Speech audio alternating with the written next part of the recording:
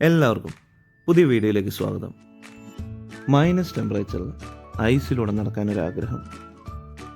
കാശ്മീർ വരെ പോകാനുള്ള സമയമൊന്നുമില്ല. അങ്ങ് ലഡാക്കിലോ യൂറോപ്പിലൊന്നുമല്ല, നമ്മുടെ സ്വന്തം കോയമ്പത്തൂർ ബ്രൂക്ക് ഫിൽസിലെ സ്നോ ഫാൻറ്റസി. അതും -10 ടെമ്പറേച്ചറിൽ ഐസിൽ ആടി തിമിർക്കാൻ പോവാം.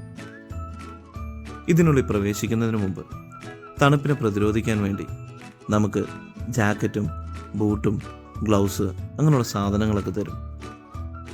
രാവിലെ 10 മണി മുതൽ രാത്രി 11 മണി വരെ ഇവിടെ വർക്കിംഗ് ആണ്. മുതിർന്നവർക്ക് 550, കുട്ടികൾക്ക് 480 ഇവിടെ ഫീസ് വരുന്നത്. അതും നമുക്ക് എത്ര നേരം വേണമെങ്കിലും ഇതിനുള്ളിൽ ടൈം സ്പെൻഡ് ചെയ്യാം. ഇതിനുള്ളിൽ കുറച്ച് റൈഡുകളൊക്കെ ഉണ്ട്. അതുപോലെ തന്നെ ഹാങ്ങിങ് ബ്രിഡ്ജ്, മ്യൂസിക് DJ ഒക്കെ ഇട്ട് തരും. ഡാൻസ് കളിക്കാൻ താല്പര്യമുള്ളവർക്ക് ഡാൻസ് എല്ലാം കളിക്കാം.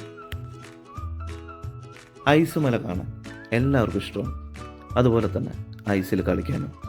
പക്ഷേ നമ്മുടെ പരിസരത്ത് എവിടെയും ഈ ഐസ് വീഴുന്ന സ്ഥലമില്ലാത്തത് കൊണ്ട് നമുക്കിത് കാണണമെങ്കിൽ കാശ്മീരോ ലഡാക്കോ അങ്ങനെയുള്ള എവിടെയെങ്കിലും പോകേണ്ടതുണ്ട്.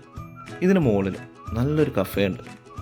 ചായ വേണമെങ്കിൽ ചായ കുടിക്കാം, ഐസ്ക്രീം വേണമെങ്കിൽ ചില്ല് ഗ്ലാസ്സിൽ ഐസ്ക്രീം തരും. പക്ഷേ ഞാൻ വാങ്ങിയത് നല്ല ടൊമാറ്റോ സൂപ്പാണ്. 2.5 മണിക്കൂറിന് മുകളിൽ നമ്മളിവിടെ സമയം സ്പെൻഡ് ചെയ്തു. ഒരു ഫിൽറ്റർ കോഫിയും കൂടി കുടിച്ച് കുറച്ച് നേരം കൂടി ഇരിക്കണമെന്ന് എനിക്ക് ആഗ്രഹമുണ്ടായിരുന്നു.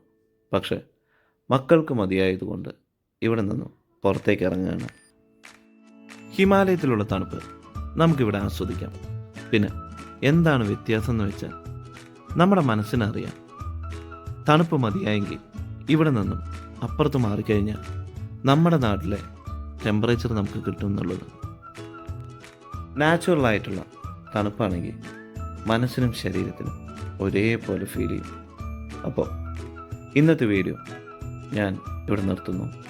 എൻ്റെ ഈ കൊച്ചു വീഡിയോ നിങ്ങൾക്ക് ഇഷ്ടമായിട്ടുണ്ടെങ്കിൽ ലൈക്ക് ചെയ്യുക, ഷെയർ ചെയ്യുക, സബ്സ്ക്രൈബ് ചെയ്യുക. Thank you.